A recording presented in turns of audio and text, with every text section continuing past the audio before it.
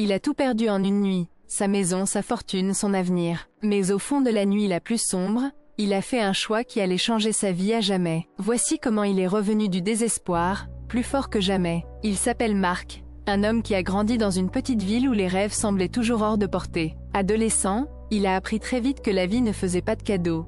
Un père absent, une mère travaillant 2 jobs pour joindre les 2 bouts, un manque évident de repères et d'argent. Aujourd'hui, à 35 ans, il vit dans un appartement modeste qu'il peine à financer, entre des heures trop longues et un regard souvent perdu dans le vide. Son rapport à l'argent est teinté de frustration, comme un rappel constant de ses limites. Il travaille dur, mais sans grande perspective d'évolution, prisonnier de ses routines et de ses doutes. Chaque jour, il lutte contre un sentiment d'échec, conscient que sa réussite semble à portée de rêve, mais toujours hors de sa portée. Pourtant, au fond, une petite lueur d'espoir ne l'a jamais quitté.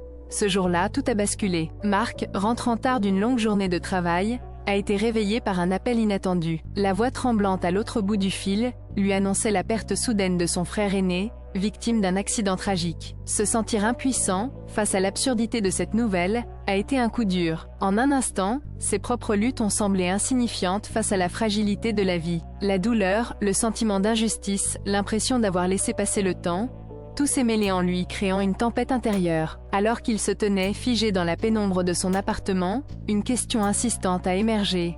Qu'est-ce que je fais de ma vie? Cette perte, brute et inattendue, a creusé en lui un vide profond mais aussi une étincelle nouvelle. Il a compris qu'il ne pouvait plus se permettre d'attendre, de reporter ses rêves. La vie ne lui laisserait peut-être pas une seconde de plus, s'il ne décidait pas de changer. La douleur s'est muée en un appel urgent, ce serait maintenant ou jamais. Malgré cette prise de conscience, le chemin vers la renaissance n'était pas tracé. Marc a commencé à se lancer, mais rapidement, les obstacles se sont dressés devant lui comme des murs infranchissables. Ses anciens démons le rattrapaient. Le doute s'insinuait dans chaque pensée. Il faisait face à ses propres échecs, à une confiance fragile qu'il luttait désespérément à reconstruire. Les premiers projets qu'il lançait échouaient, faute de ressources ou de soutien, laissant derrière eux un sentiment d'impuissance et de remise en question. À chaque revers, il sentait son courage s'effriter, comme si le poids de ses erreurs du passé voulait l'écraser une fois pour toutes. La solitude l'enveloppait, ses proches étant souvent muets face à ses luttes, comme si son combat intérieur restait invisible, inaudible. À certaines nuits, il se surprenait à douter. Et si tout ça n'était qu'un rêve fou? Et si le vide intérieur était trop profond pour combler le succès? Mais au fond de cette tempête, une voix en lui s'accrochait, fragile mais persistante.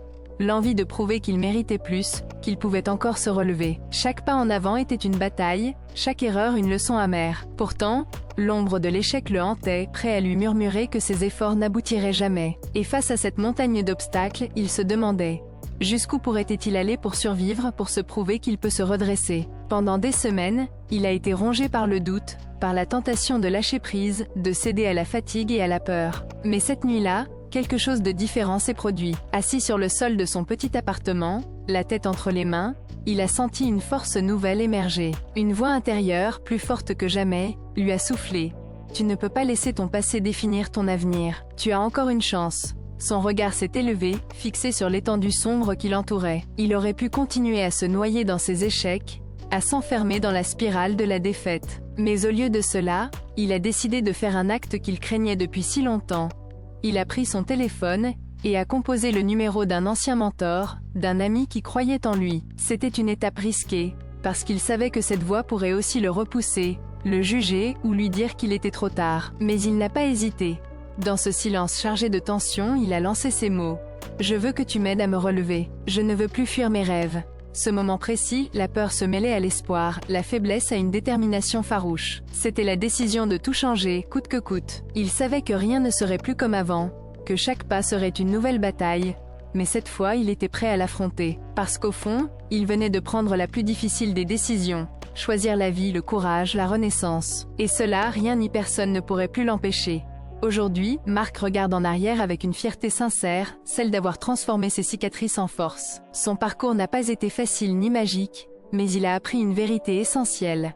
La résilience naît de la volonté de se relever, même lorsque tout semble perdu. En acceptant son passé, en affrontant ses peurs et en s'entourant de ceux qui croyaient en lui, il a su bâtir une nouvelle vie, plus authentique et plus profonde. Cette renaissance lui a permis de comprendre que la réussite ne se mesure pas uniquement par l'argent ou le succès matériel, mais par la capacité à se relever et à continuer d'avancer, Quoi qu'il arrive, la véritable victoire, c'est d'avoir osé faire face, de ne pas s'être laissé déborder par la peur ou le doute. Alors si vous traversez des temps difficiles, rappelez-vous que chaque obstacle porte en lui l'étincelle d'un renouveau. La vie ne vous donnera pas toujours de seconde chance.